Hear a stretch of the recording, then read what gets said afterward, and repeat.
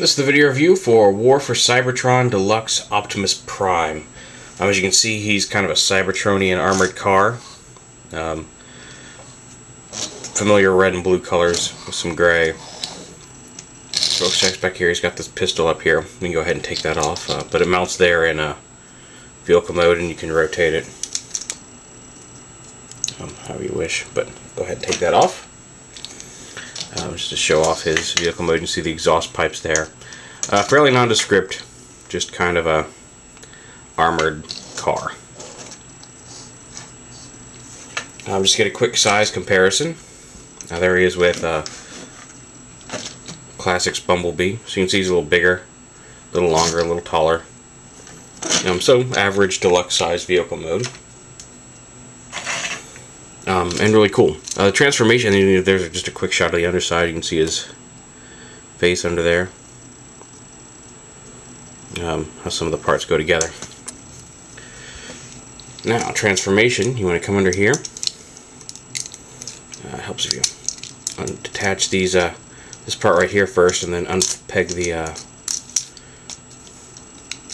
these panels from the side of the leg there and flip them around.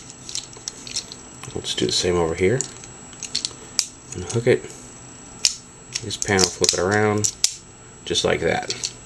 Then the exhaust stacks, you're going to fold down, and they just kind of peg right there onto the side of the leg. There's a little tab here on the leg that there's a little hole here on the inside of the stack that this just pegs onto.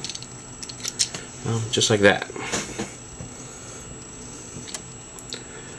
You want to bring the legs down like this. You want to unpeg them there. Then you want to take them and pull the knee towards you. You want to extend them like that. Pull the knee up like that.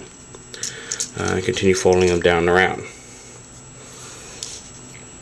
And you just flip the feet down. The feet are on ball joint, so they do have some, they're limited by the leg, but they do have some forward and back and side to side motion on them, on the ankle.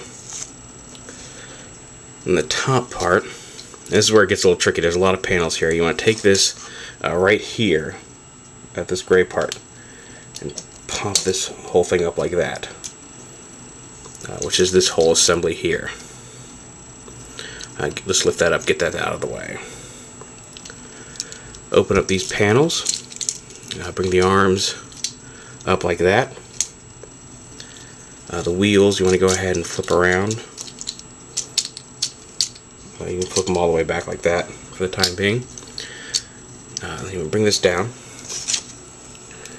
here, and again get these unhook this from this, bring these two panels up, get them out of the way, because this whole piece right here, well, first off we gotta pull the arms, get the arms up like this on this joint. There we go. Rotate this entire waist piece around like this, and like that. You're going to bring the legs, the legs themselves, then rotate around like that, and you want to bring the legs up like that.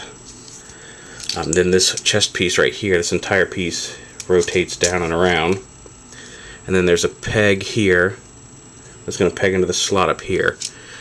So you want to plug the waist into the legs here, just like that. Then flip down the waist piece, flip these off to the side here like that. Flip his head up. This panel just kind of comes in up against his back, and this panel sits up behind his body like that. And you see we're getting robot mode here. The arms you bring around, bring them down like this, rotate them around, and flip out the fist, come out at the bottom, flip up the fist here. And then the shoulder pad, you want to flip this piece down here to form the side of the shoulder pad, and then this back panel flips up onto the back to form the shoulder guards. Like that. Peg his head in. And then we do the same on this arm. Bring it down. I'll bring this part down. Flip it out.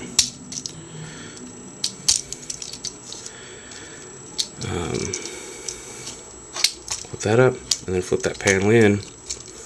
And there is Prime in robot mode.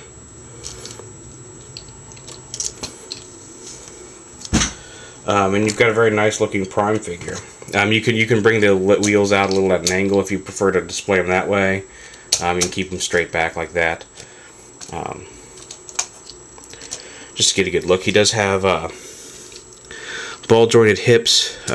He's got a thigh swivel, hinge knee, and then again the aforementioned ball jointed ankles down here. Hinge shoulders here.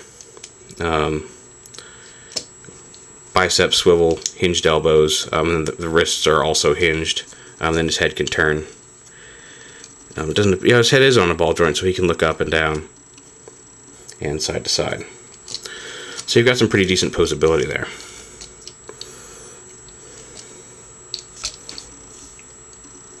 And the gun in vehicle mode does have a little bit of an automorph feature. That's how it is for vehicle mode. But if you just kind of flick this clip here, it turns into his rifle. And then to flip it back, you want to hold this piece on a spring, and this is the hook. You just want to hold this up, flip this in, close that hook over that, and it just kind of latches loosely in place to make his vehicle mode gun, and then just, there's his robot mode rifle. Just like that. All there is to it. A very awesome figure. I'm looking forward to the game. It's not quite game accurate based on some of the screenshots, but you know, just the turnaround time on getting all these things done. There's some little differences, but a fairly nice representation of his movie, or his video game character. And just for fun, there he is with Ironhide, keeping a little bit of the Jess Harnell and Jess Harnell Rock Sugar Week here on the channel. So you can see a little taller than Ironhide. And here he is with Henkei Starscream, just to get you an idea of how big his Deluxe is.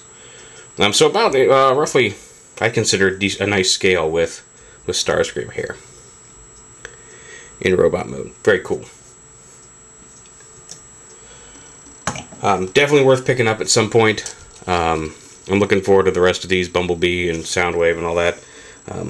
Just a close-up shot of his head.